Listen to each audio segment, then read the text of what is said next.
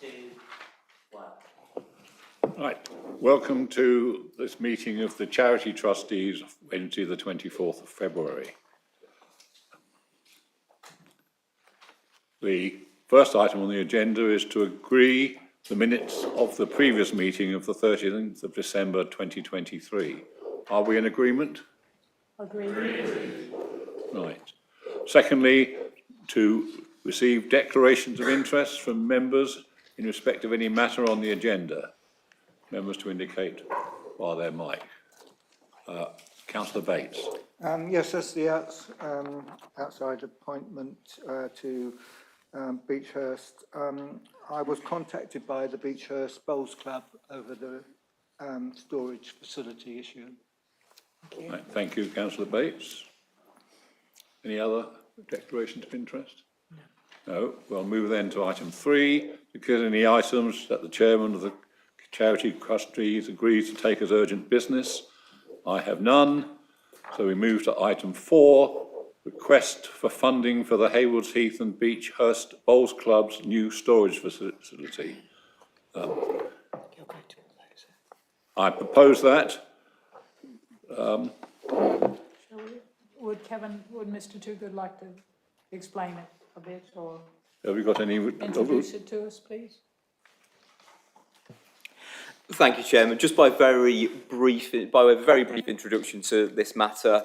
So both of the items for Charity Trustees this evening relate to the Beechhurst Gardens Charitable Trust. The purposes of that trust are to broadly provide facilities for recreation for the inhabitants of Haywards Heath. The first item, which we're considering now, which is release of funding of £18,000 just over for a new storage facility at the Bowls Club, is consistent with the purposes of the trust. You'll see from the papers that, albeit the lease of the property is about to expire or will expire in October of this year, the club has already requested an extension to that lease or a new lease. And so what's being requested in the paper is that the trust releases funding to provide for a new storage facility at the Bowls Club, which, as the paper explains, will be more accessible to the members of that Bowls Club. Thank you. Right, thank you, Mr. Toogood. Therefore, I propose this request. I second this request, yeah. Are there any comments or from the floor? I see none, so therefore we will proceed to the vote. If you could vote on your touchscreens.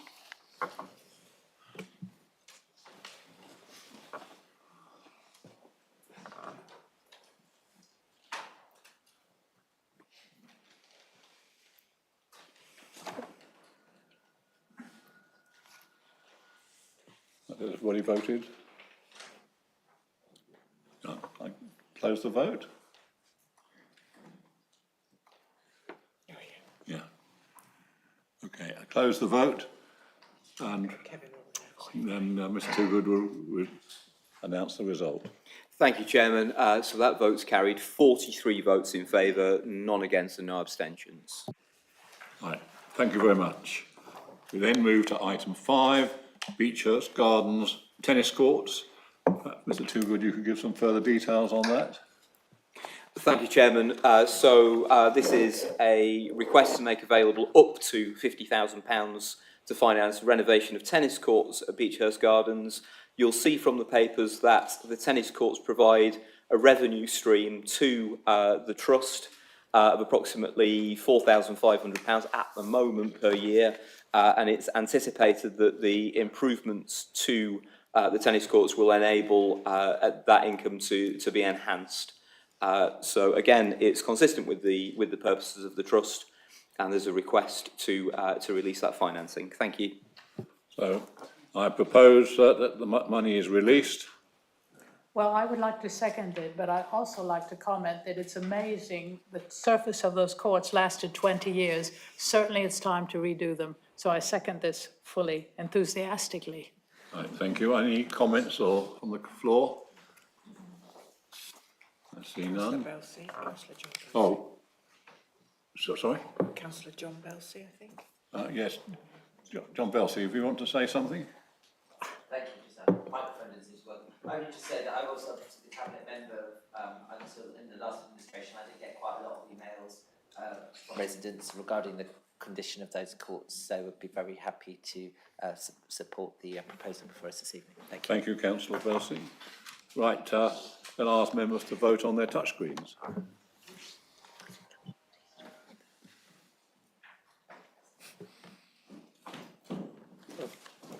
You're right.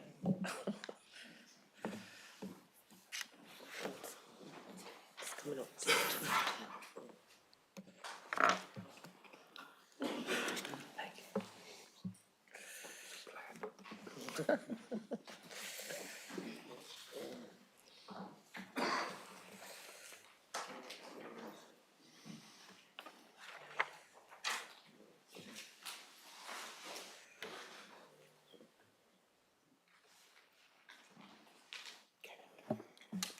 Thank you, Chairman. So that is carried with 42 in favour, no abstentions and none against. Thank you. Right, thank you very much. That's the end of the Charity Trustees meeting. Could I ask members to remain in place until the start of the full council meeting?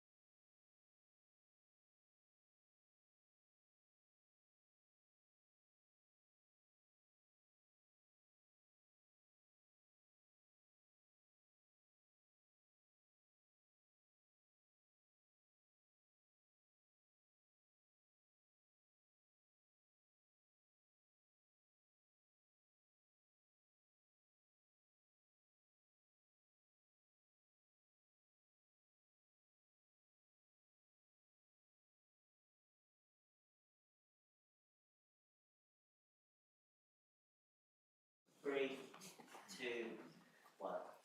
Right, welcome to the council meeting on Wednesday, the 28th of February. First of all, I'd ask our Vice Chairman Janice, Councillor Henwood, to read the prayer. Thank you. O Lord, grant us courage to strive for what is right and good, courtesy to listen to those of different opinion, strengthen us through difficulties and pressures, and guide us in our deliberations so that we may act in the interests of all in our district, to the glory of your holy name, and we pray for peace in our world. Amen. Right, we now move to item 2, questions in pursuant of Council Procedure Rule number 9. One question from Mr. Fars. Okay. Good evening. My name is William Foss, and I'm the chairperson of Greener Cookfield. We are fortunate in mid-Sussex to have fine ancient woodlands and meadows for public enjoyment. However, it is a huge challenge to protect them from man-made nuisances and to allow the spaces to develop and flourish through natural processes. On the 2nd of December, 2023, the council awarded a contract to Glendale Countryside Limited to manage our green spaces.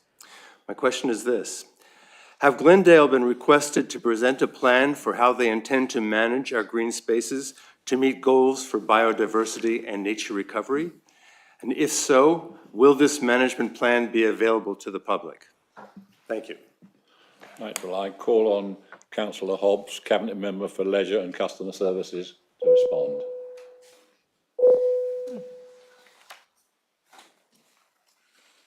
Good evening, Mr. Fass, and thank you very much for your question. Glendale has been provided with a comprehensive set of requirements as part of the Green Spaces Management Contract. These include the improvement, management and promotion of biodiversity and nature recovery.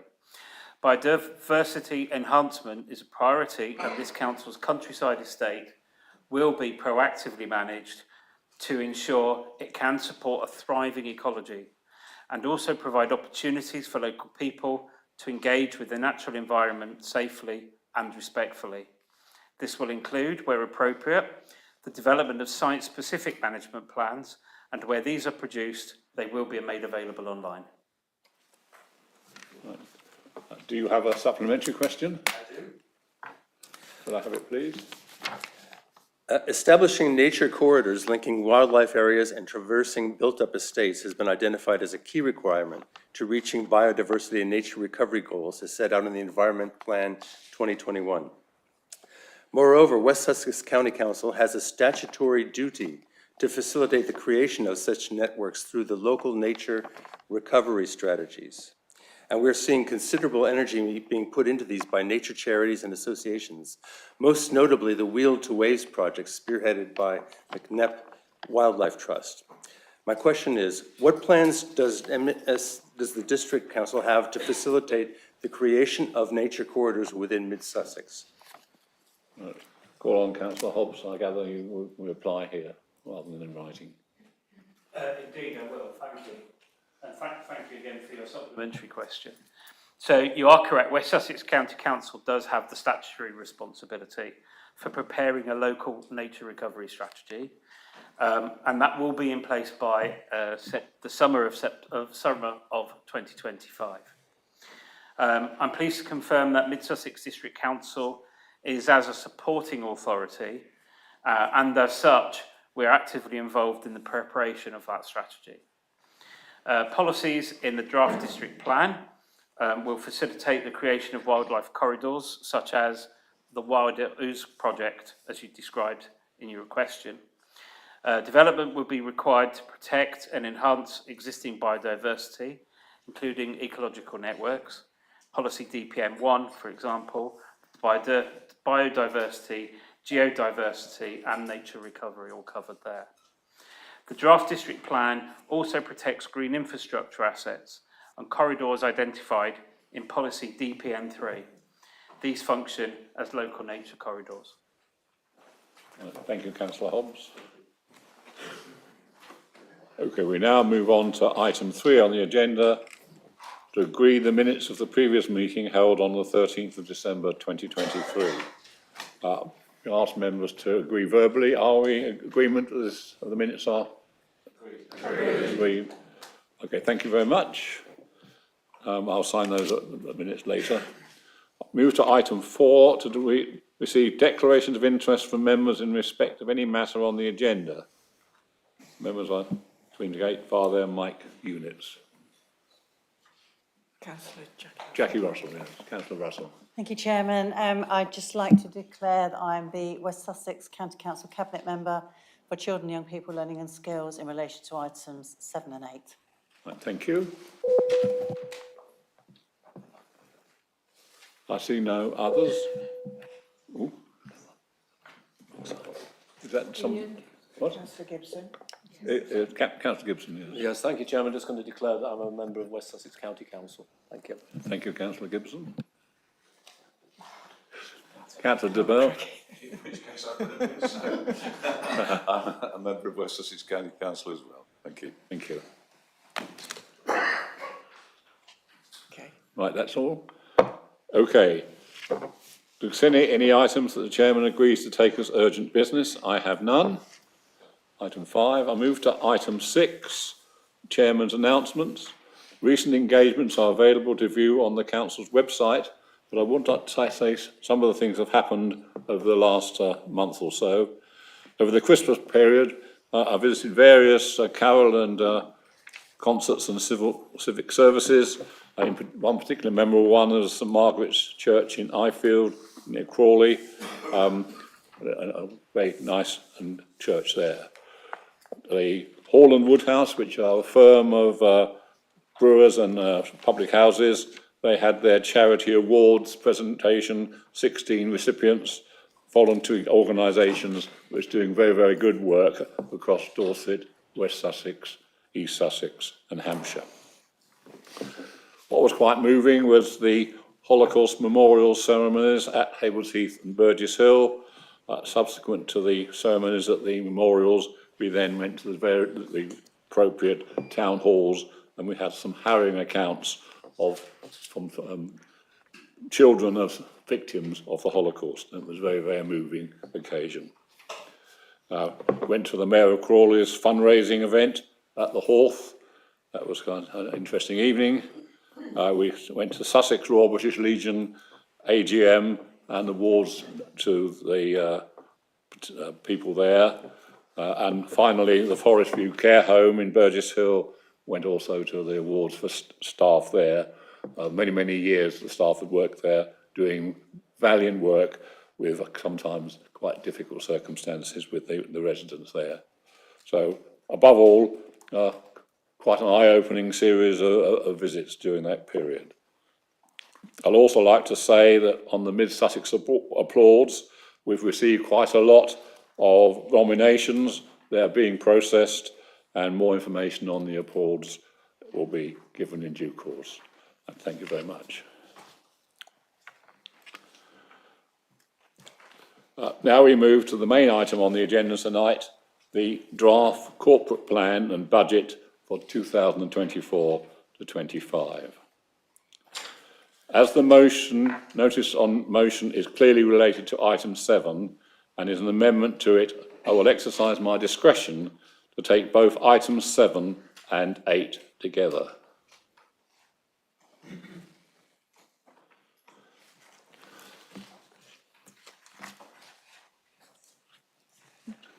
Anticipating we may have a number of people waiting to speak, I would like to remind members that you have one opportunity to speak on the amendment and one opportunity to speak on the main motion. I firstly invite proposer of item 7, Councillor Eggleston. Thank you, Chairman. This corporate plan must be seen in the context of the extremely difficult financial position faced by the local authority sector. For years, we've suffered from underfunding from central government, whilst at the same time seeing a rising demand for our services and the need to take on new and usually unfunded obligations. The recent spike in inflation has affected us all. we must find £1.7 million in extra inflationary costs alone. On top of this, we also face the potential cliff edge of the business rates fair funding review, which would reduce our income by an estimated £3.5 million each and every year. The financial challenge is clearly set out in the corporate plan. It's a cumulative £12 million deficit over the planned period. We can't ignore that financial challenge.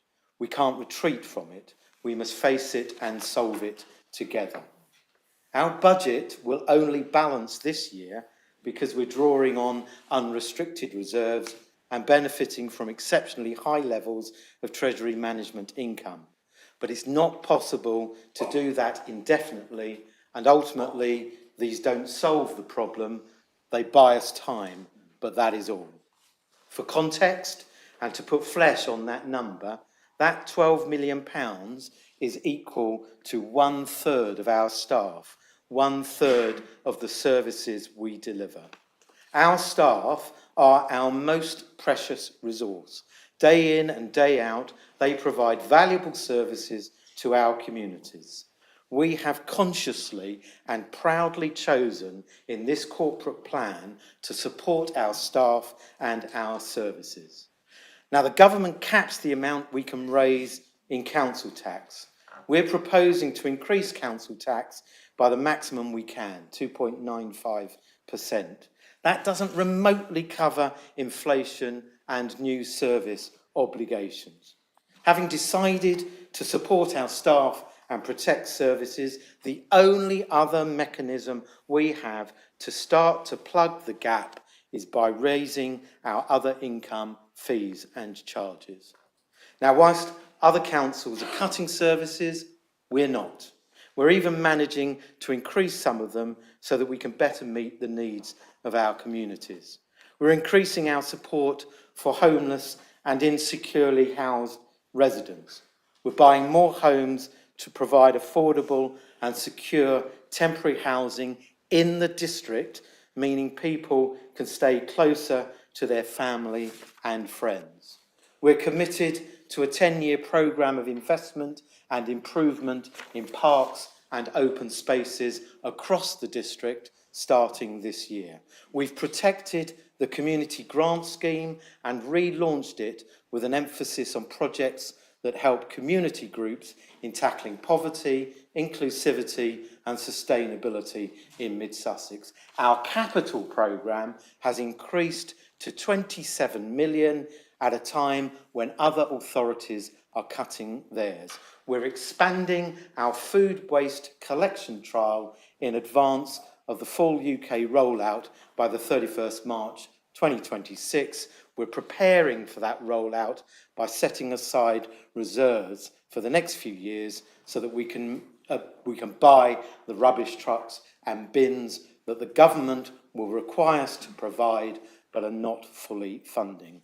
And because we value our staff, we will be a real living wage employer in April this year. And we will also give more of our young people in the district the opportunity to engage in interesting, fulfilling and well-paid work here in Mid-Sussex. So we're introducing new graduate recruitment and apprenticeship schemes.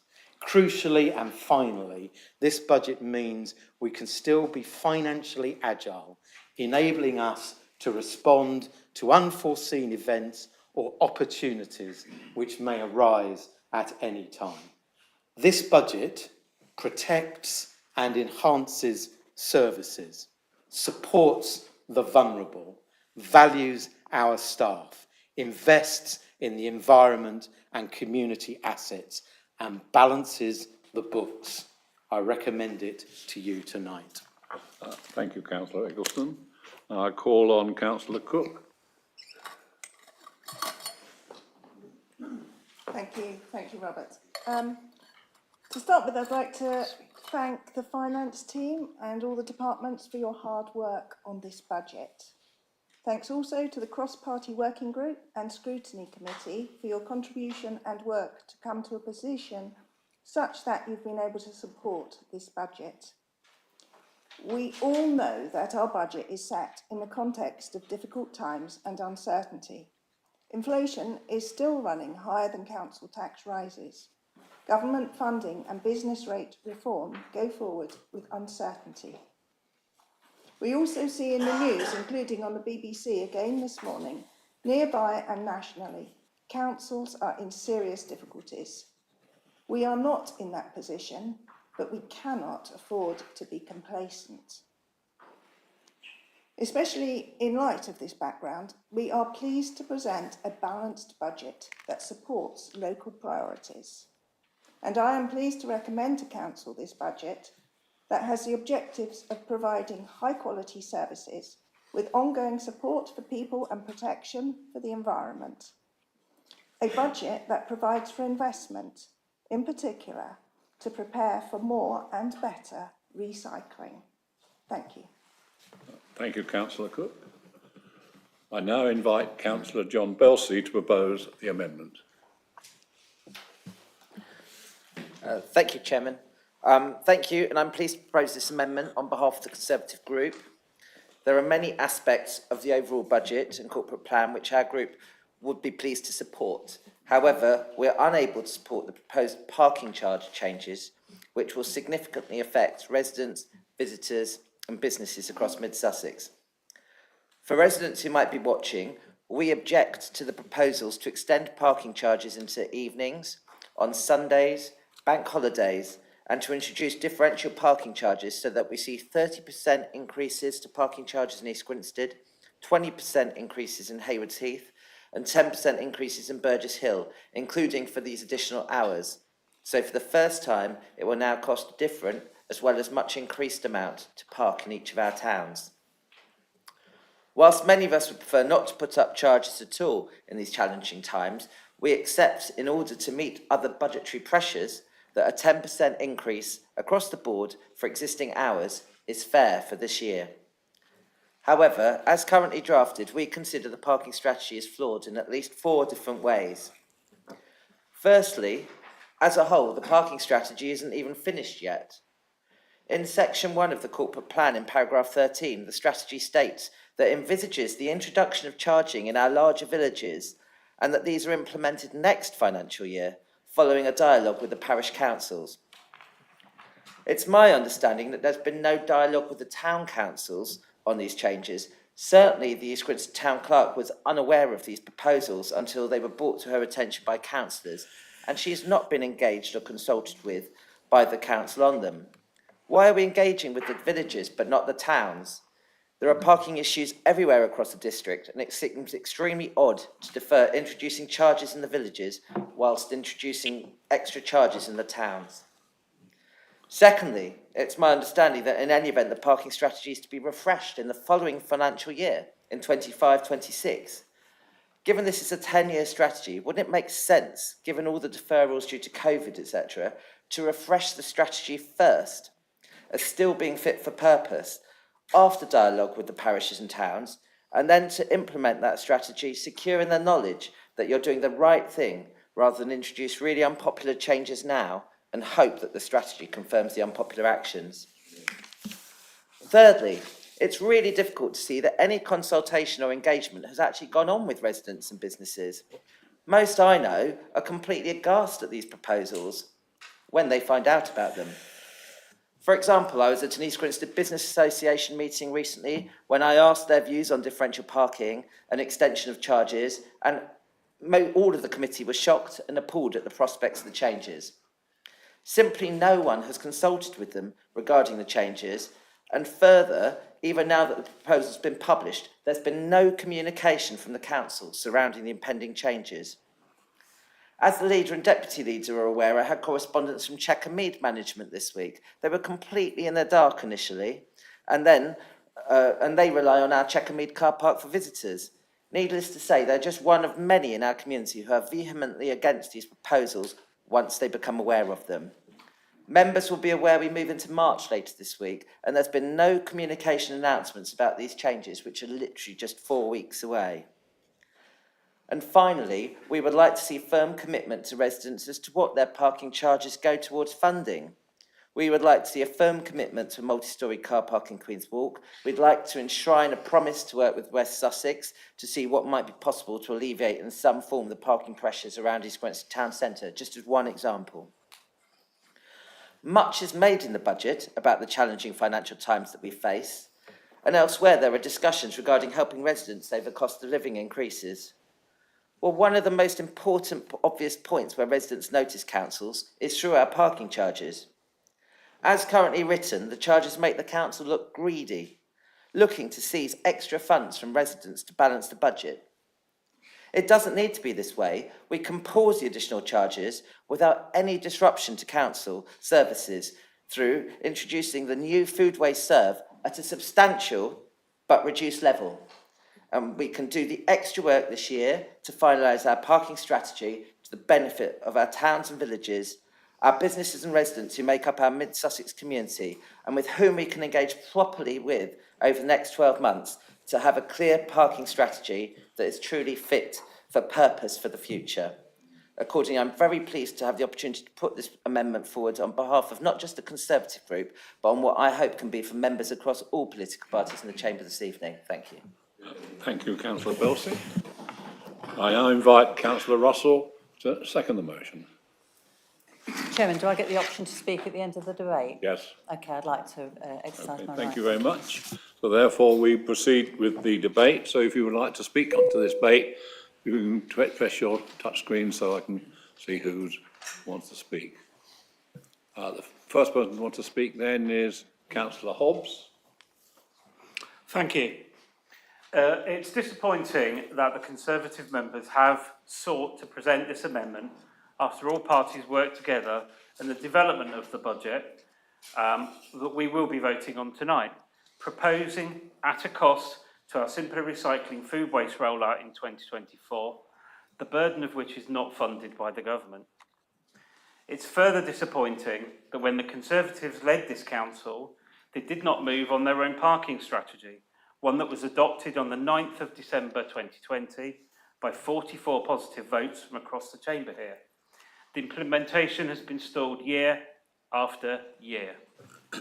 That parking strategy is as valid today as it was back in 2019 when work commenced and has been regularly refreshed with new data, fact-based justification for the proposals made.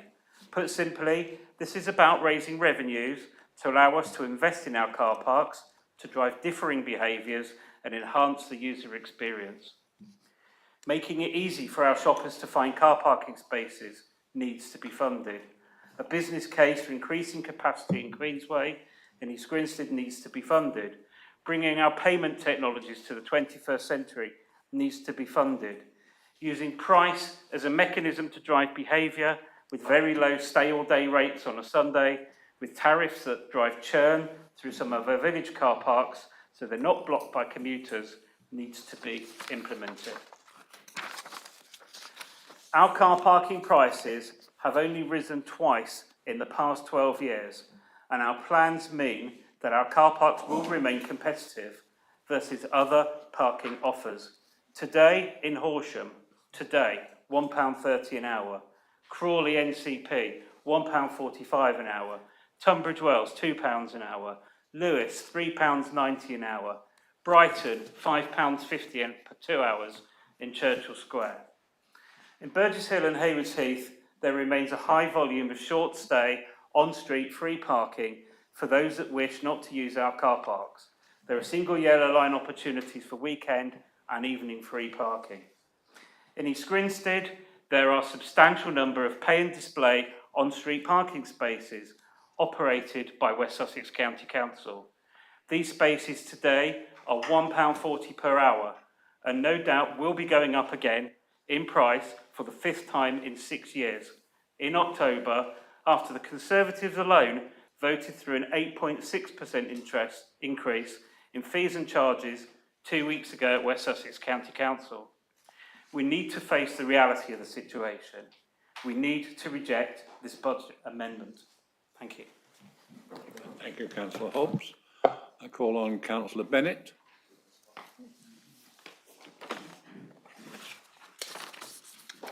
Thank you, Chairman. I would like to thank Councillor Belsey for advance sight of this amendment. I know that the pressure is upon all of us to get this budget right for our residents, whose money and whose district we look after. This is what is uppermost in all of our minds this evening. The amendment before us is not something I will be able to support because it is financially unsound and environmentally irresponsible. The proposals raise the Simpler Recycling Reserve by over £250,000. Simpler Recycling is the name that the government has given to a package of measures that mean, amongst other requirements, that by the 31st of March 2026, we will have to be collecting food waste throughout the district. This is good news. We know that our residents care about climate change and looking after the environment. These new regulations will help us reduce carbon emissions and protect our environment from harmful waste. I welcome the rollout of a food waste collection service in Mid-Sussex. It's something I've been calling for since I was first elected in 2019. As a council, we are seeking accreditation as a bronze carbon literate organisation, and I, along with colleagues from all political parties, have recently completed training that will see us certified as carbon literate citizens. To gain this status, we are asked to have a cascade effect on this council in changing behaviour and policy to drive down carbon emissions. As someone who is serious about my responsibility and agency in tackling climate change, I cannot, in good conscience, vote for this amendment. Simpler recycling comes with costs, and rightly or wrongly, the government's financial contribution to cover the capital costs of things like new trucks and bins does not come close to meeting what we anticipate those expenses to be. So, we need this simpler cycling reserve set up now, in full. As the Section 151 officer's note sets out, robbing the reserve this year only means that the money will need to be found next year. Kicking the can down the road is not an option. Furthermore, the amendment as tabled should not give us any confidence that its authors will take the steps needed to close the cumulative £2.3 million deficit that we can see over the course of the 4-year medium-term financial plan. The amendment, as worded, only says that the Conservatives are minded to accept the outcomes of the parking strategy next year. Having deferred implementing the parking strategy every year since the previous Conservative administration voted to make it a council policy in 2020, I am not confident that this will change in a year's time. Without the parking strategy coming in next year, the £260,000 raid for 24-25 becomes an eye-watering £1 million to that deficit over the next 4 years. I will be voting against this amendment because we are responsible, committed to prudently stewarding this council's financial position and serious about meeting new climate obligations that the government requires of us. Thank you. Right, thank you, Councillor Bennett. I call on Councillor Mear. Thank you, Chair. I would like to express my deep concern regarding the proposed parking charge increases across our 3 towns. In the midst of a challenging cost of living crisis, these increases would unduly burden our residents. Specifically, I urge the Council to consider implementing a 1 hour of free parking around Burgess Hill Town Centre. Increasing the free parking time would stimulate footfall, bolster local businesses and sustain our town's economic vitality. Additionally, extending parking charges to evenings, Sundays and bank holidays would disproportionately impact the nighttime economy. As a local restaurant manager, I anticipate detrimental effects on establishments like mine, as well as on pubs, takeaways and late-night retail outlets. The proposed changes, for example, Cyprus Road car park usage on Sundays would disrupt the routine of St. John's Church attendees and deter shoppers from visiting on free parking days. Similarly, the evening free parking at supermarkets encourages after-work shopping, benefiting those with daytime work commitments. Furthermore, imposing the parking fees during bank holidays threatens the attendance and support of community events enjoyed by families and children across our towns. Many residents, including myself, are dismayed by the lack of consultation on these matters.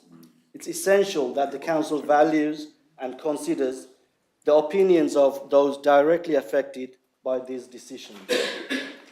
I'm puzzled by the proposed 3 different variations of charges of the 3 towns, as this may sow division rather than foster unity among us.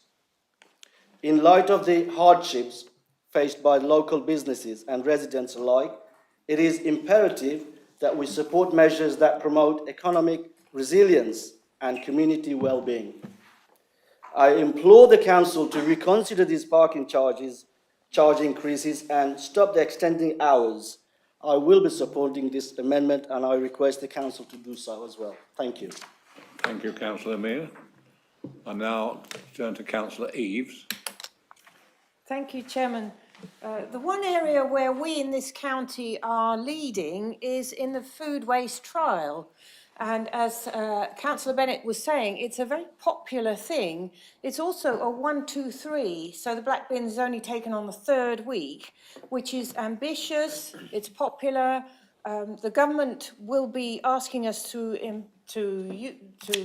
bring this in nationwide, but it'll only be a 1, 2, 2 trial. And so we're more ambitious than that, and I would be very much against taking money from this to subsidise other things. And I would point out to Councillor Belsey that parking charges going up is never popular, and they haven't gone up for 4 years. Thank you.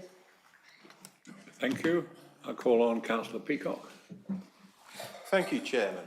It's interesting listening to some of the comments from Liberal Democrats, I'd have to say, some of who weren't even elected in the last term when the Conservatives were indeed had the majority and did implement that strategy. What to point out, I think it's a reflection of how memories can be short. During a key part of that time, we had COVID. And a lot of what I would say, a lot of councillor and officer time was spent focusing on balancing the books and indeed keeping our leisure centres open, which were running, I think, £250,000 a month cost. That COVID only really came to an end where officers, residents, indeed councillors got back to life last year.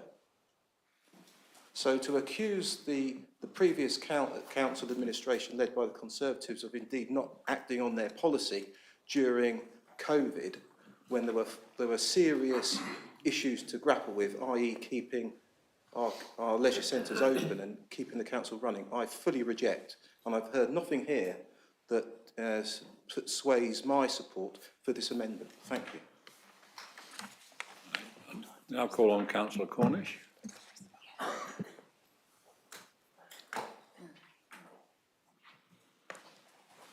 Thank you, Chair.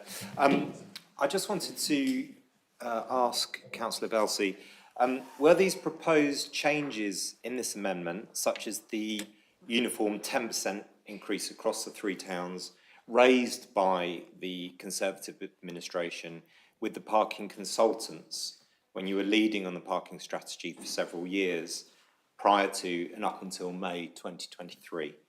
Thank you. Okay. Can I call on Councillor de Bell? Thank you very much, Mr. Chairman. I think that, forgive me, but it seems to me that all that the amendment is calling for is equity. I know that certain councillors, Mrs. Bennett, for instance, is very keen that her constituency contains people who don't pay any car parking charges, I understand. I can understand that, but all we're asking for is equal increases.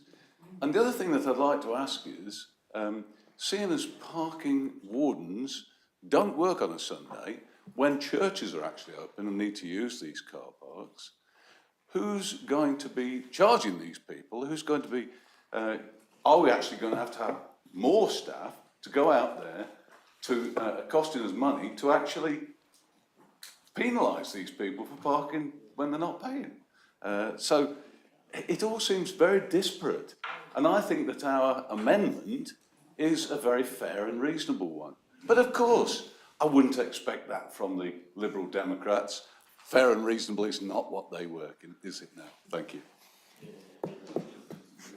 Right, I call on Councillor Eggleton.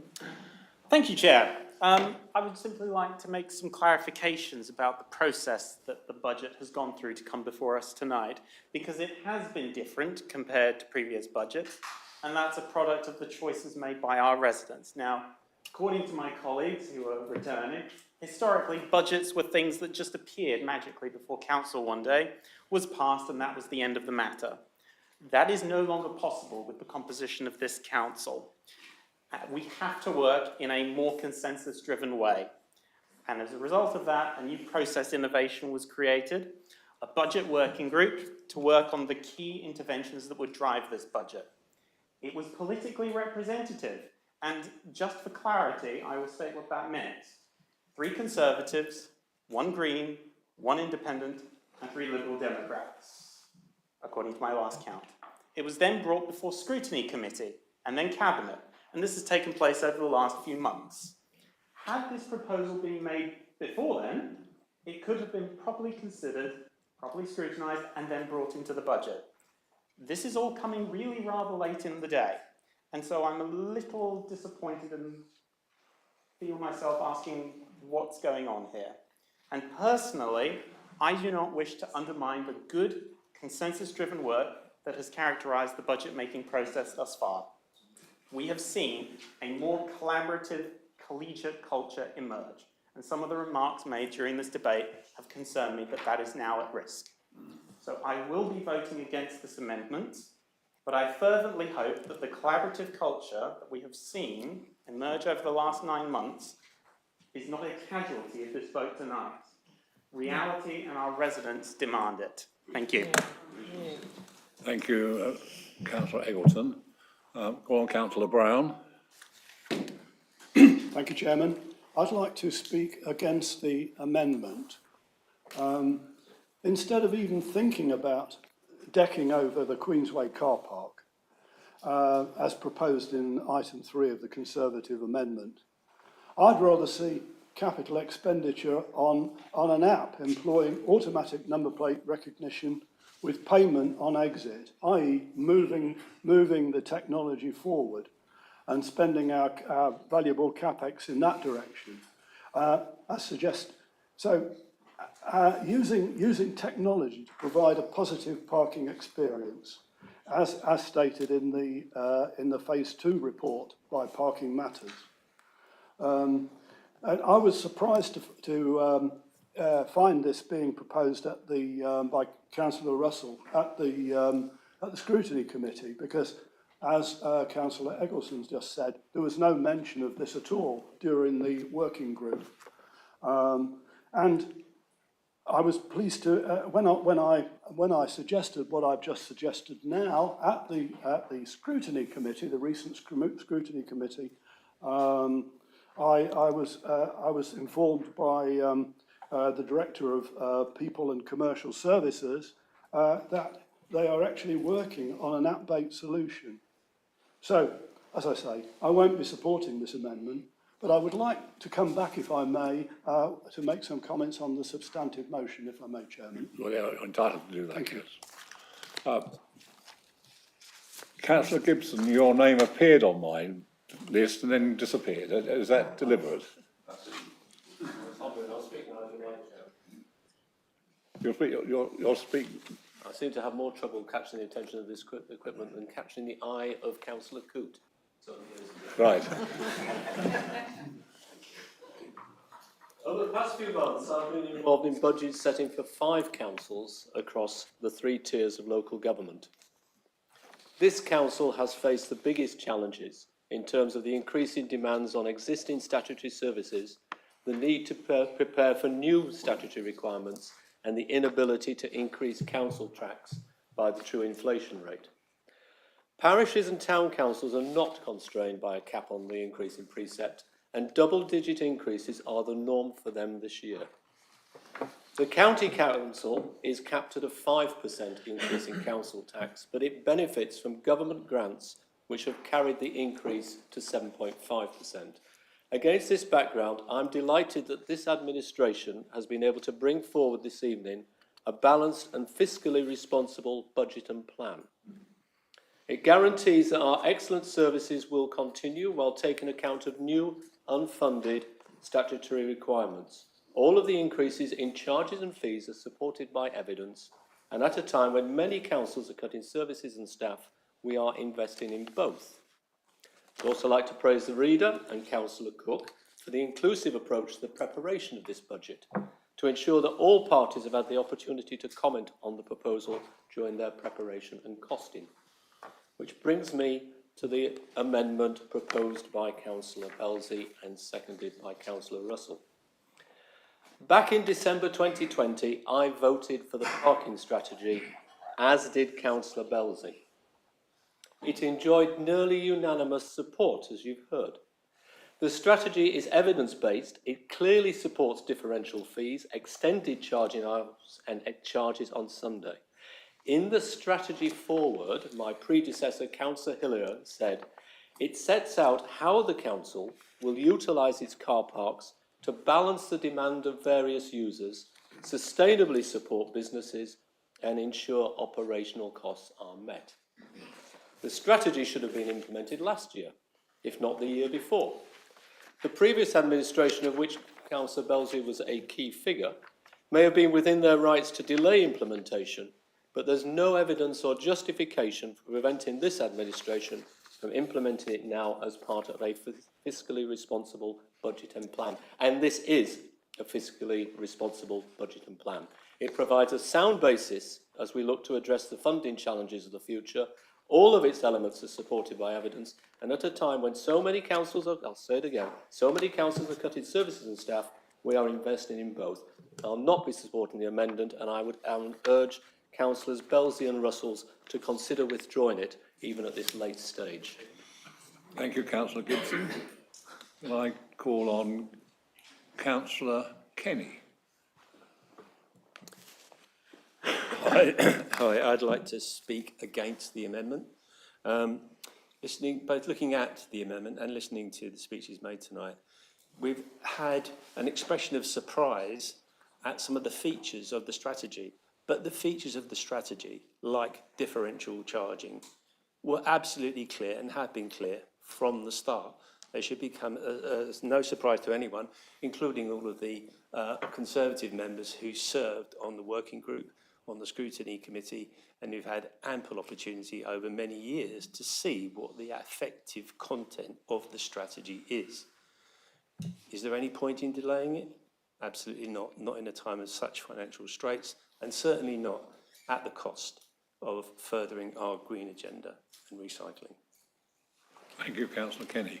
Councillor Hicks, your name appeared and then disappeared off my screen. Do you want to speak? Well, Councillor Gibson made an admirable speech, so I don't think I can add. Right. Thank you, Councillor Hicks. So I now call on Councillor Sweatman. Thank you, Chairman. I'm quite incensed about this. Firstly, what I would say is that this is a really common sense amendment from the Conservative Party. When I heard about these differential parking charges, I was quite incensed. It's totally ridiculous to have different costs throughout the district, throughout our district car parks, whatever the reasons. And I understand what people have said about the budgetary requirements. I understand that. I'm looking at this as a common sense thing. Now, what we've got to consider is the impact not only on our residents but on our businesses. The other day I walked down East Grinstead High Street or London Road. There's at least 6 shops shut, 2 more going, and I know that's probably down to high business rates and rents, or business rates and high rents and other contributory factors. However, 30% in East Grinstead, 10% in Burgess Hill and 20% in Hayes Heath. I find that incredible. It's just putting another nail in the coffin on our businesses. All the while I've been a councillor, 12 years now, even when I was, especially when I was mayor, I promoted all our businesses, supported our businesses, tried to get people into the town. I just wonder what this is going to do. you know, with these high increases, not only to what has already been mentioned, is Chequermead Theatre, to actually charge up to 8 o'clock at night and Sundays and bank holidays. Theatres typically run at a loss. We're lucky to have that theatre in East Grinstead, not just for East Grinstead residents, but for all the people across the district. That is going to affect them. The town council give a huge grant to them to keep them going. Theatres inherently make a loss. They don't normally make a profit. I think this is going to be very detrimental to them. And I think we in this chamber are district councillors. We don't just look after our own our own parts of our boards or towns. We should be making decisions across the district as a whole. We've heard this many times in planning matters. So, Mr. Chairman, I would strongly support our amendment and I urge the council to actually support this. Thank you. Thank you, Councillor Swetland. Councillor Hicks. Right, Chairman, I must come back on that previous response because it talks about common sense, but the whole point of the policy is it's common sense. We don't like putting up charges. There's never a good time to put up parking charges, but car parks and the users need to pay their share. It's a 10-year strategy. It was agreed, I suspect, that the previous speaker actually voted for it in terms of, it was quite clear in the strategy that it was, that they were recommending differential charges based on demand. The amendment we're asked to support, that asks for greatly increased investment in East Grinstead because of the high demand for car parking there. It therefore makes sense to charge more in East Grinstead. But this is not something dreamed up by the Liberal Democrat group. It is something that agreed by this council using independent parking consultants that people throughout Mid-Sussex were consulted on. So if you want to vote for common sense, then you don't support this amendment. It just makes sense that we have a strategy for car parking that takes politics out of it, that invests in our car parks and provides the investment that this amendment actually calls for. I shan't be calling Councillor Peacock because you've already spoken in the debate on the amendment, but I then call Councillor Russell, who's reserved her right to speak later. Thank you, Chairman. Before actually getting to what I wanted to say, I just want to come back on a few points. Councillor Hobbs, as far as I was aware, we're actually talking about Mid-Sussex parking strategy and not what everywhere else is paying in the South East. And also, I invite you to come over to East Grinstead and see where all of this on-street parking is that's freely available, because I can assure you it isn't, and most people are actually using the car parks. And just for information, Councillor Brown and Councillor Kenny, I wasn't on the working group for scrutiny. I was one of the contributors at scrutiny, looking at the work of the working group. And Councillor Eggleton, if we've left it rather late in the day, maybe you need to have a word with your colleagues, your Lib Dem colleagues at County, because they gave us 2 hours notice for their amendment and we gave you just under 2 weeks. So the Mid-Sussex parking strategy then achieved cross-party agreement in the previous administration. As one of the more recently elected members, I was keen to get an understanding of just what the introduction of differential tariffs would mean for the 3 towns, Burgess Hill, Haywards Heath and East Grinstead. So the current fixed tariff arrangement sees all of us pay the same amount for the respective length of stay. Implementing differential tariffs will see some towns pay more than others and is based on evidence, although it's not quite clear just exactly what that evidence is. So the figures provided to me by the Director of Resources and Organisational Development illustrate what differential tariffs will look like. So basically, in short stay car parks, depending on your length of stay, Burgess Hill will see a 10 to 20 pence increase, Haywards Heath 20 to 50 pence increase, and East Grinstead 30 to 90 pence increase, with long stay car parks following a similar pattern. In addition to that, it's proposed to extend those charges into the evenings and weekends. And the strategy focused very much on shoppers, workers and businesses, with no consideration given to the impact on residents. Given times are tough for all, I cannot see the justification for charging in a manner that particularly sees East Grinstead, the smallest town in the district with the least opportunity to park for free, taking the biggest hit. Residents of Queen's Road, West Hill and West Street do not have the luxury of off-street parking. Purchasing a parking permit, which costs approximately £58 a year in an area where there are simply more cars than road space. This sees them naturally default to parking in the Queen's Road car park. As the local county councillor, I've frequently asked West Sussex County Council to collaborate with Mid Sussex District Council to seek a solution to these residents without success. I do not expect them to be able to park for free. So when feasibility works commence for the multi-storey car park, I'd like to see some collaboration to produce a permit offer that gives these residents the flexibility to park either on street or in a dedicated car park space.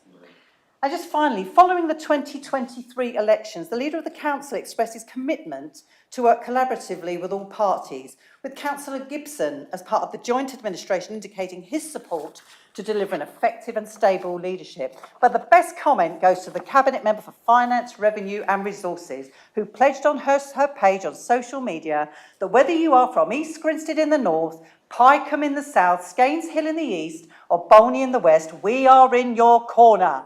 On your page, Councillor Cook.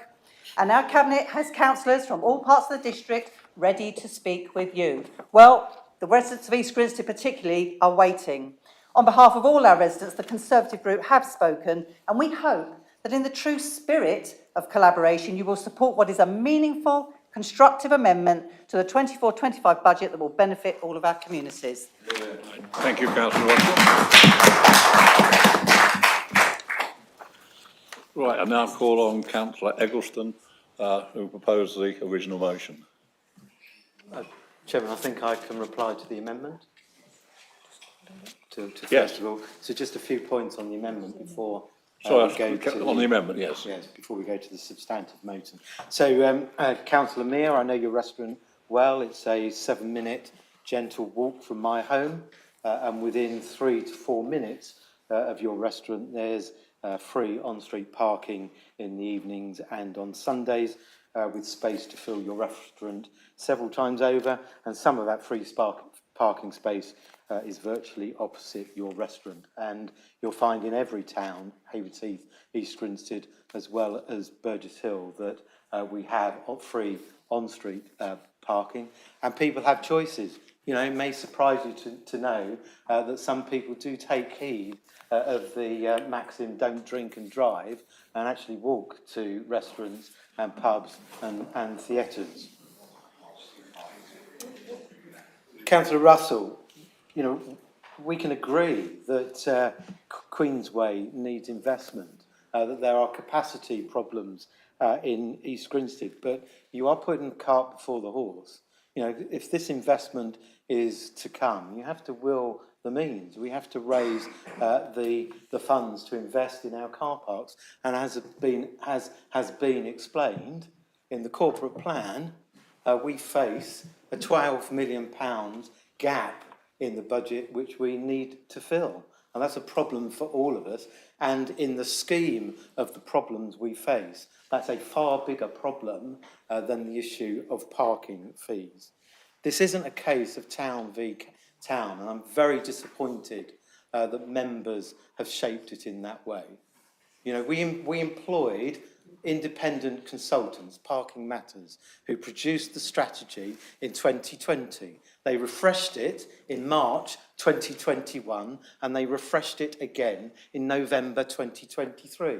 Parking Matters came up with the recommendations, not a group on this council, and certainly not a group of members that represent a particular town in this council. And we need to reflect on what we have suggested here. And Parking Matters have consistently said the same thing about differential charging and evening charging and Sunday charging, and it is reflected in the District Council's strategy, which is a public document. So if you don't understand it, Councillor Mear, you can go and find it and read it. It's a public document which we can all read, and it sets out the strategy for charging and investment.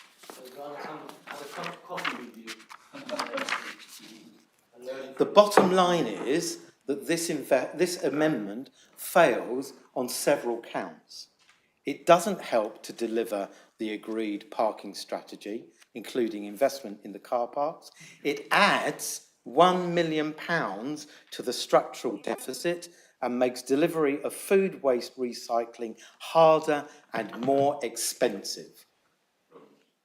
We need to look at the budget and the corporate plan as a 4-year journey, not a one-off event, which is why we need to vote against this amendment and support the budget as a whole, and we'll come to discuss that later. Thank you, Councillor Eggleston. We now move to the vote. So I call on Mr Tugod to conduct the vote. Thank you, Chairman. So as I read out your names, could you please say clearly whether you're for the amendment, against the amendment, or you're abstaining? And as Aidan explained earlier, if you are for the motion, could you please put your hand up as well so that people viewing on YouTube can see? As you declare your vote, I will read it back to you just to confirm so that people can hear that as well. So, Councillor Avery. For. That's 4. Bashar? No. Against? Bates? Against. Against? Belsey? For. 4. Bennett? Against. Against. Bergrin? Against. Against. Brown? Against. Against. Carvalho? 4. 4. Casella? 4. 4. Chapman? 4. 4. Cherry? Against. Against. Clark? 4. 4. Cook? Against. Against. Cornish? Against. Against. DeBell? 4. 4. Edwards? Against. Against. Eggleston? Against. Against. Eggleton? Against. Against. Ellis? 4. 4. Eaves? Against. Against. Farron? 4. 4. Gibson? Against. Against. Hatton? Against. Against. Henwood? Against. Against. Hicks? Against. Against. Hitchcock? Against. Against. Hobbs? Against. Against. Hussain? Against. Against. Kennedy? Against. Against. Kenny? Against. Against. Knight? 4. 4. Lucraft? Against. Against. Mia? 4. 4. Pascoe? Against. Against. Peacock? 4. 4. Phillips? Against. Against. Prescott? 4. 4. Rees? Against. Against. Russell? 4. 4. Swetman? 4. 4. Whitaker? 4. 4. Wood? Against. Against. And Ziedler? 4. 4. Mr Tugod, you haven't called my name. And finally, Chairman, in the event of the need for you to have a casting vote, but Councillor Jackson? Against. Against. Against. Thank you. That concludes the voting. 15, 17, 27. So the vote is 17 for the amendment, 27 against the amendment with no abstentions. So the amendment is defeated. Right, thank you all very much. We now move to the substantive motion, yes. So we proceed to the debate.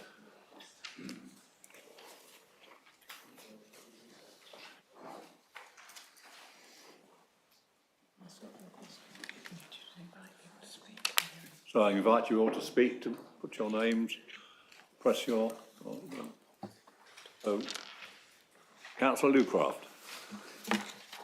Thank you, Chair. I'm pleased to support this budget proposal. And in particular, I'd like to commend paragraphs 109 to 111 because they talk about our staffing policy and paying a real living wage to staff by the council. I think that's not only the morally right thing to do, but it's a commitment to invest in our staff, which we ought to be doing. Paying the living wage makes the council a much more attractive employer and will help to retain permanent staff and should reduce our costs in temporary resource. In addition, I welcome the commitment to create new apprenticeships and develop graduate opportunities at the council. I think this sends the right message to all other employers who should see the council as a role model, but also sets the council as a standard bearer and should attract more staff in the future. So by making those investments, the District Council can be a local employer of choice and it will attract more staff to build their careers in local government here. So I hope members will support the budget. Thank you. Thank you, Councillor Lucraft. Now I'll call Councillor Russell. Thank you, Chairman. Whilst I'm disappointed, albeit it was predictable that the administration voted down our amendment, I do want to express my particular thanks to officers in relation to page 21 of the budget for making the explicit commitment to provide apprenticeship opportunities for our care leavers and other vulnerable groups and communities. I'm really grateful for that. And I'm also pleased to see our commitment to invest in more temporary accommodation through the use of the match funding from the Local Authority Housing Fund. I just wanted to add that. Thank you. Thank you, Councillor Russell. Now call on Councillor Pascoe. Thank you, Chairman. I would also like to speak in favour of this budget and use this opportunity to also draw attention to this council's efforts to support our homeless and those facing housing insecurity. This council is already grappling with enormous economic pressures as high inflation and cost of living crisis. We must remember that these pressures are faced by our residents as well in ways that are rapidly contributing to unprecedented levels of housing insecurity. And I'm sure my fellow councillors are aware that this council is already tackling a 40% increase in families asking for us for help due to family breakdowns. And we have an additional obligation to support the various asylum cohorts and national refugee resettlement schemes. This year, I've already been approached by residents in my own wards who have expressed their needs for support for their risk of homelessness. So I've seen through them how difficult it is becoming to avoid the pressures of homelessness. The increase in pressure on mortgages has added pressure to the competitive rental market. And this has added further difficulty to residents who are not able to maintain their housing situation. Furthermore, this could also make it difficult for them not only to maintain their housing situation, but to determine whether they can remain in mid-Sussex altogether. So I would like to commend this council on increasing its support for families in this budget by investing in high-quality local temporary accommodation. That we expect to deliver over £6 million in local housing that allows residents facing housing insecurity to maintain their links with their local schools, communities and their places of work. So again, I'd like to express support for this budget and that we vote this through. Thank you.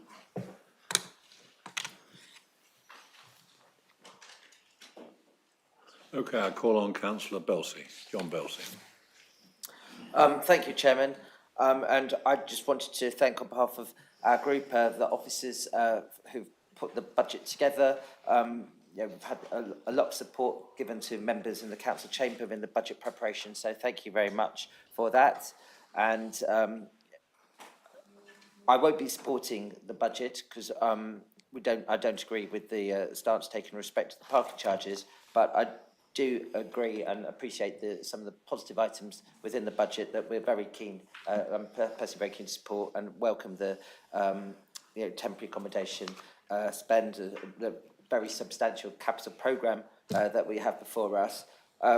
One of the things I just wanted to highlight really is the park investment programme and some of the sort of variations there, and there has been a tendency for some slippage in respect of that, and I just hope that we are able to get some spades in the ground on our key parks this year as highlighted in the capital programme, and that we must keep investing in our sports clubs and pavilions, such as, for example, St John's Park Pavilion, which I'm very keen to see that move forward as part of the wider St John's Park programme in Burgess Hill. And similarly, it'd be really good to get the Mount Nottingham Victoria Park work done this year. So very supportive of some of these items and look forward to seeing their progress over the course of the year. Thank you, Chairman. Thank you, Councillor Belsey. Call on Councillor Ellis. Thank you, Chairman. I'd just like to say thank you to all the work that's gone into this, and thank you for everything you do for the community and the environment and everything, the services you provide. But sadly, I can't vote for this because I don't think we've let down the businesses. I do believe the towns do need our support, and I think this is going to do some damage apart from the damage they had through COVID. It's been great to see this town, I'm talking of Haywards Heath, come back and people support our high streets and see people out there. And these are local businesses who support and employ local people. And I'm just very sad why we could not accept the amendment and how this is going to affect these businesses. Because these businesses, even though they struggled to come back, still supported our town. There's a lots of different things like town days and community events that would not happen in this town if it wasn't for the businesses who still supported us. So I think it's a no-win situation. Thank you for everybody else that was put into the budget. Thank you. Thank you, Councillor Ellis. I call on Councillor Brown. Thank you, Chairman. I'd like to just pick up on a few points on car parking again, unfortunately. Season tickets, these deep discounted season tickets, 68% discount were brought in by the previous administration. And eliminating those or substantially reducing these discounts would make a big difference, I think, because it's one of our main opportunities for encouraging active travel and our response to climate change, i.e. people who are driving in can share a car, for example, use public transport, walk or cycling. It's one of the things we can do, and there's been no discussion in the parking places technical note about season tickets. In fact, at the very end of the document, they say they haven't had any information, which seems amazing because they were issued for the first time in different forms in 2022. So I'm interested to know if the Cabinet have had any information that the working group didn't have. So my support for the budget, the motion, is in particular on the car parking, is based, it's based on the amount that the £472,000, not actually how it's raised. So it's not just the season tickets. I can't see, for example, how you can possibly make a distinction between Haywards Heath and East Grinstead on charging, because again, the review by Parking Matters showed them to be completely congruent. And another one that I've got a problem with is Sundays and bank holidays. I can see that causing enormous problems unless it's very, very simple, perhaps a single tariff, like the railway stations, perhaps on a minimum for the whole day until the following working day comes about. That's not included in this latest technical note. And hours of charging as well, extending it from 6 till 8, I see that as a problem in the evening Because again, especially in East Grinstead, which I know very well, and I understand what the opposition are saying about people finding somewhere to park. When you get home, you've got more cars than there are spaces. And if you extend that from 6 to 8, it's going to cause an awful lot of trouble. I'm mentioning those. First of all, I'd like to thank the Director for Resources and Organisational Development for her guidance to the Budget and Finance Planning Working Group, which I was on, obviously, and for Councillor David Eggleton for his excellent chairing of the working group. And so, whilst I'm going to support the budget, I think it's essential to have further scrutiny of the methods of raising the £492,000. And I wouldn't expect to see Cabinet rubber stamping this strategy as it stands into a 2024 parking order, if they're reminded to do that. If they are, I'd be looking round to call in the decision with other members. Thank you. Thank you, Councillor Brown. Councillor Zeidler. Yes, thank you. I was wanting to just pick up a point on clarification because in responding to the Scrutiny Committee, the Director for Resource and Organisational Development was asked a question, or there had been a question raised about council tax, double council tax on second homes. And the response that was given was that, yes, that could be brought in. There had to be a policy that was agreed and up to a year's notice given, and it could then start in April 2025. Obviously, to do that requires the policy to be implemented almost immediately. I couldn't find any reference to such policy, although it was indicated that that was the intent. It did also say that the amount of revenue raised could be minimal. It hadn't been fully assessed yet, but particularly representing some of the more rural communities, I'd highlight that it isn't just about revenue. The empty homes that sit in some of the rural communities as a result of people who have second homes are opportunities that are not available to young people to move house or for others to buy houses. And for that reason, I would just like to ensure and ask and commend that actually this is properly implemented and included, if not exactly within this budget, very expeditiously to ensure that it is properly implemented at the very first opportunity of April 2025. Thank you. Thank you. Councillor Cherry. Thank you, Chairman.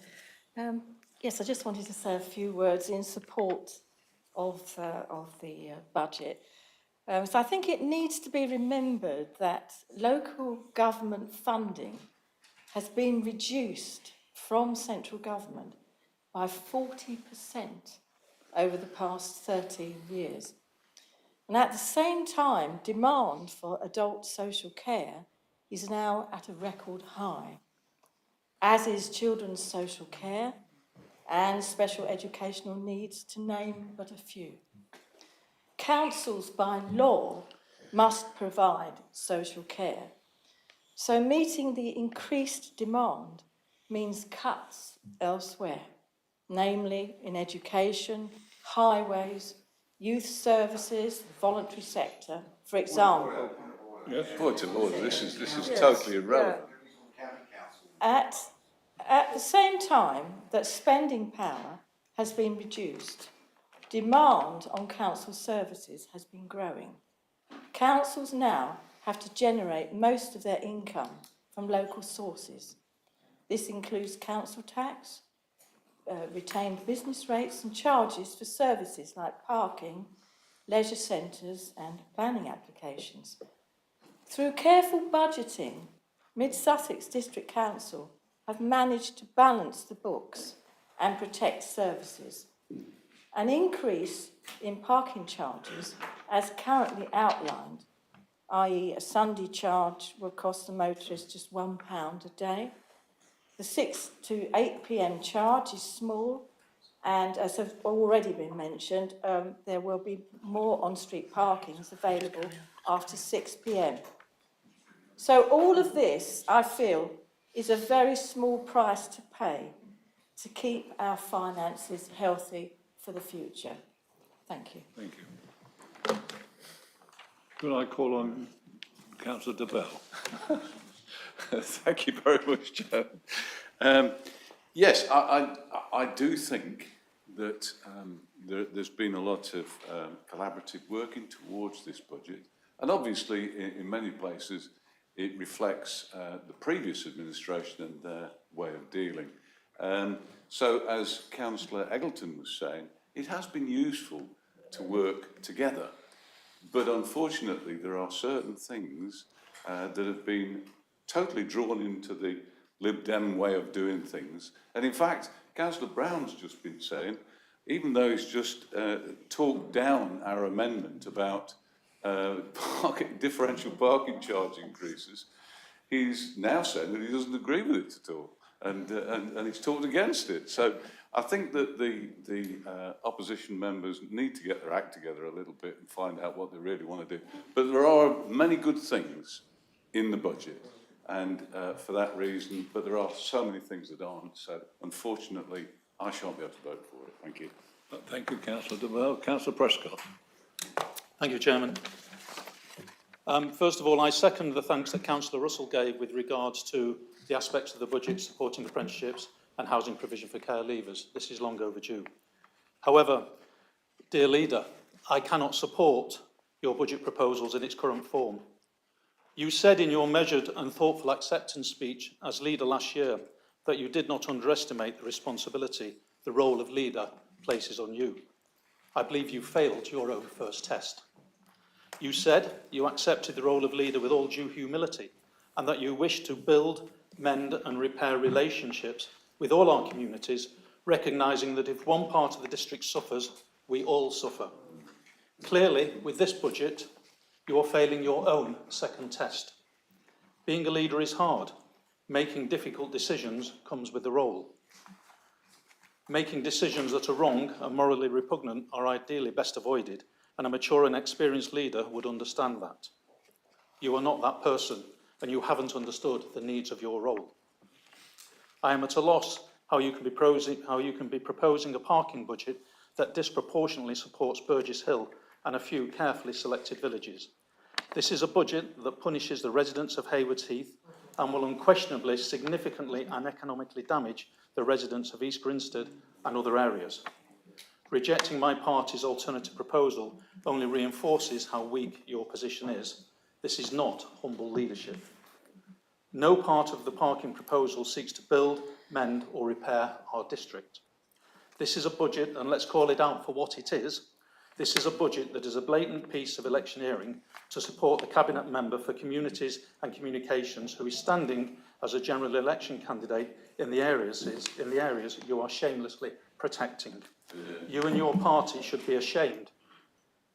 Using a budget to support a weak and ineffective Liberal Party candidate at the expense of our district's residents is unforgivable and shameful, and you diminish your role and further divide our communities. We are all judged by our actions, and in time, the residents you and your party are dismissing and punishing will judge you and your party. Thank you. Thank you. I'll call on Councillor Peacock. Thank you, Chairman. There are positive elements of this budget I support, but overall, bearing in mind our parking amendment has been rejected, I will not be supporting it today. There's been a lot of talk about the phasing and the different stratas of increase for the towns that was introduced in the parking strategy in 2019. What wasn't set was the level of increase, the percentage increase that goes with the differentiation for each town, the differentiated pricing strategy.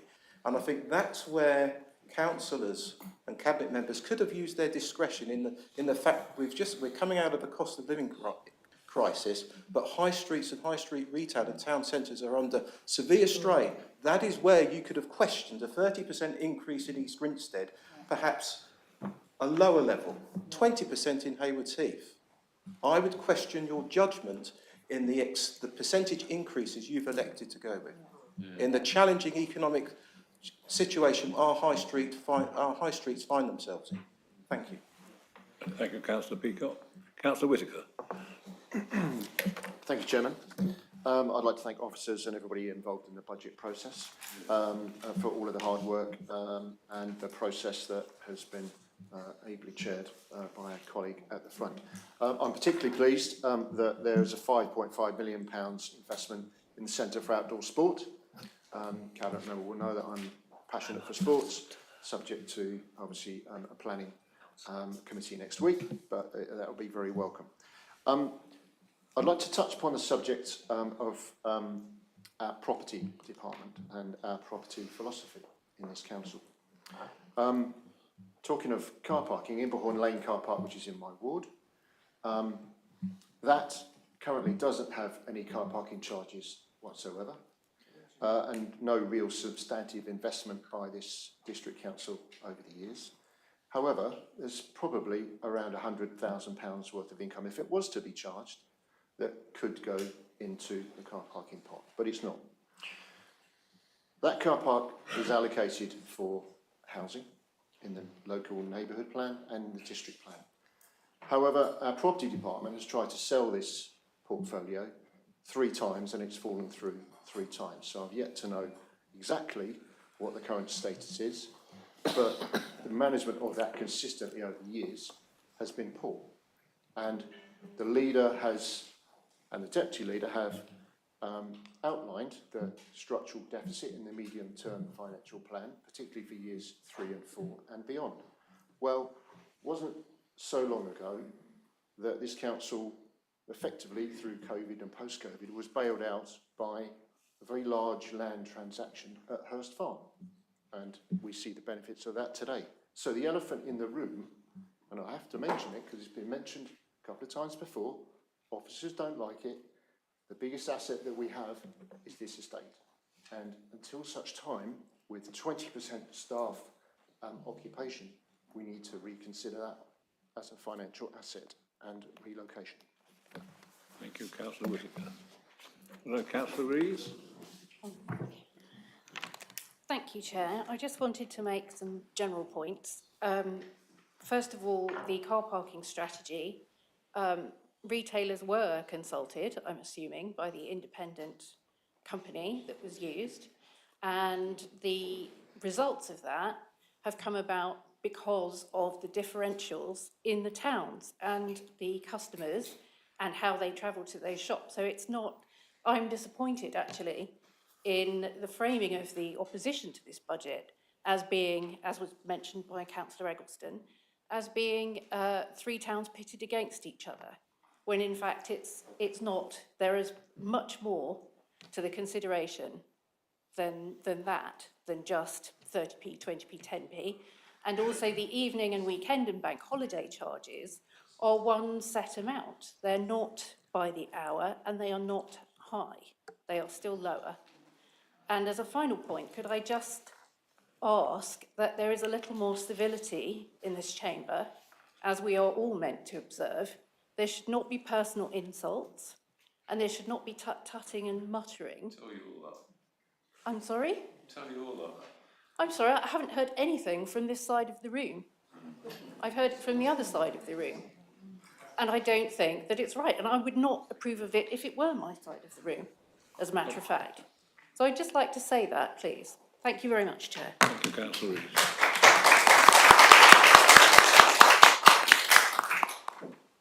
Right, well, I'll now go to Councillor Eggleston, who was the proposer of the motion. Have you had any further to say? Oh, sorry, did you indicate? Oh, Sorry, it's yours not working again. Yeah, sorry. Sorry, Councillor Gibson. Before we move on, I'd like to try and finish this debate on a rather more positive note. So I've got a few things that I'd just like to say. I'd like to start by thanking all our staff who work so hard to deliver our services at a time of increasing demand. Many of these services are provided in partnership with other councils and voluntary organisations, and I also thank them. This budget provides the resources needed to sustain these relationships and enable this work to continue. I'm particularly pleased, and others have mentioned this, that we've been able to confirm the investment in temporary accommodation, taking our supply to 39 units. Our ability to meet the growth in demand in temporary accommodation remains a concern, with the housing team organising temporary accommodation for 35 households in January alone. And that highlights the need to continue our work on early intervention to avoid families falling into homelessness. Although the national figures for new house building have fallen, and there was an announcement by Taylor Wimpey only today, we are continuing to see high annual numbers of completions, including over 200 new affordable homes this year. The number of households registered on the housing register has been reducing year on year, and I'm hopeful that it will drop below 2,000 for the first time this year. Another important part of our homelessness and rough sleeping strategy is to maximise the use of the existing housing stock. And as it happens, next week is National Empty Homes Week. And as part of developing a better understanding of the impact of empty properties on the district, I'd like to invite councillors to send me details of any long-term empty properties in their ward, particularly housing association properties. Our work towards a net zero council is continuing through the sustainable economy strategy. I'm hopeful that it will be possible to bring forward the target for reducing our own emissions from 2040. The key driver is the emissions from our buildings, and we'll be able to learn from the County Council's work on decarbonising buildings like Haywards Heath Library, which will be starting soon. We will also be adding another 42 on-street electric vehicle charging points over 7 sites to maintain our position as the leading provider of these charging points in the county. Our ambition, it says there in the budget and plan, is to be an effective council, delivering value for money services and helping to create a strong economy, environment and community.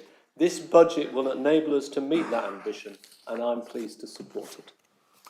Thank you, Councillor Gibson. Now I move to Councillor Eggleston, the proposer of this motion. Have you got any final comments to make? Thank you, Chairman. I'll try to be brief. We had a debate about parking, and then, strangely enough, we had another debate about parking.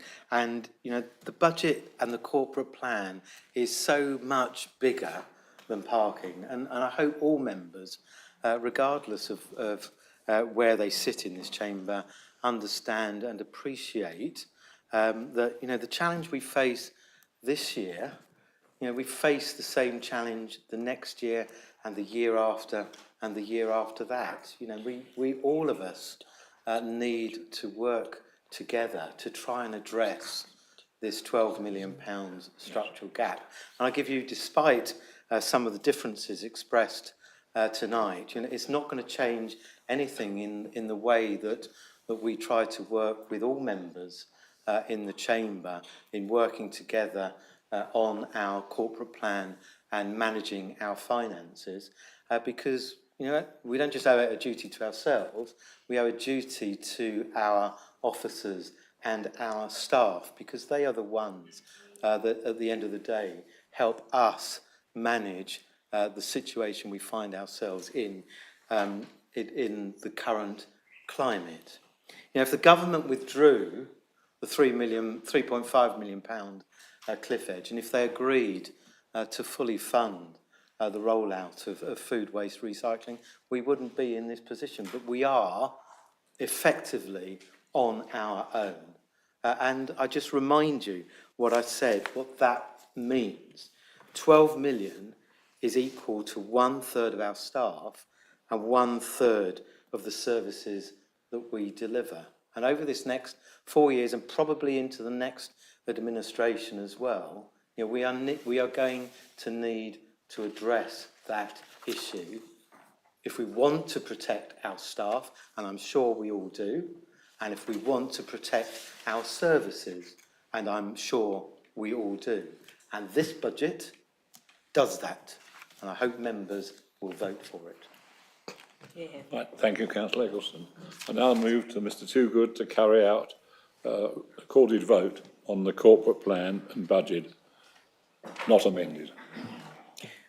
Thank you, Chairman. So as before, as I call out your names, if you could indicate whether you're for the budget as proposed on the papers, against, or you're abstaining, and I'll repeat it back, and for the benefit of people watching on the screen, if you're in favour of the motion, please raise your hand.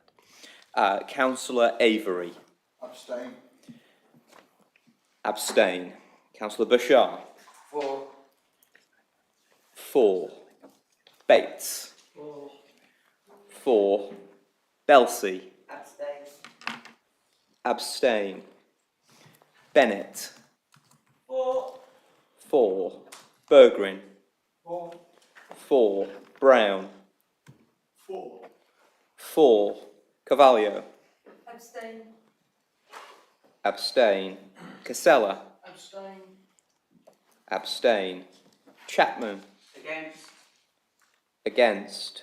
Cherry. 4. 4. Clark. Abstain. Abstain. Cook. 4. 4. Cornish. 4. 4. DeBell. Abstain. Abstain. Edwards. 4. 4. Eggleston. 4. 4. Eggleton. 4. 4.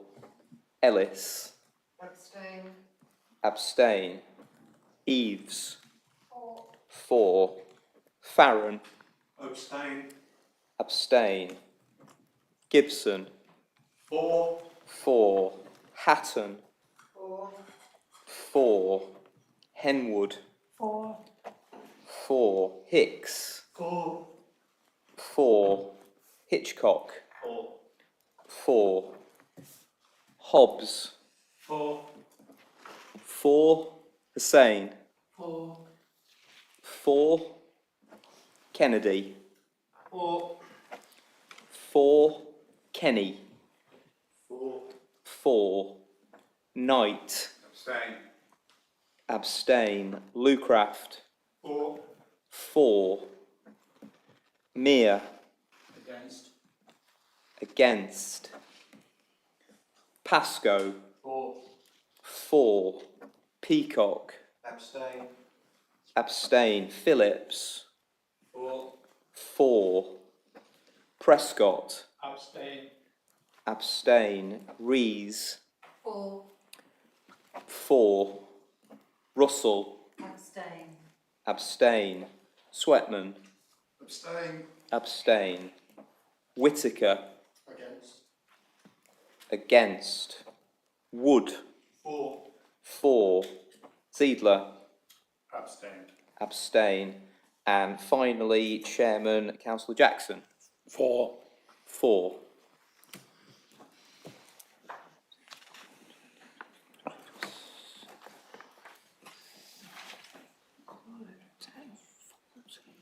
So the vote's concluded with 27 for, 3 against, with 14 abstentions, so the motion is carried. Right, thank you very much. The motion is carried. Right, we now move to item 8. Sorry, item 9. Consider whether to exclude the press and public from the meeting during consideration of the following items. Members can see the formal working under agenda item 9. If you're happy to move to an exemption session, please raise your hands. It's agreed. That seems agreed.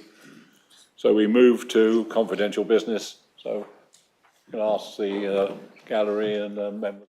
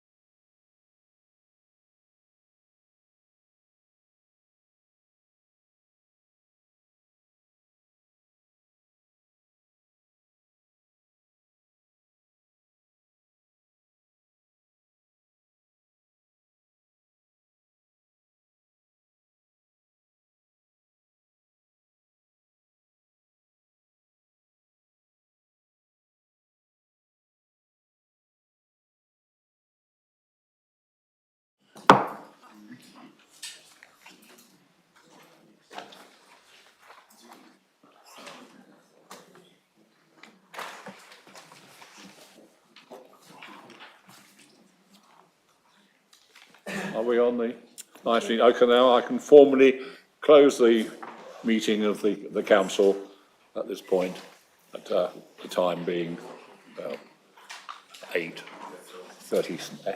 Thank you very much. Thank you very much.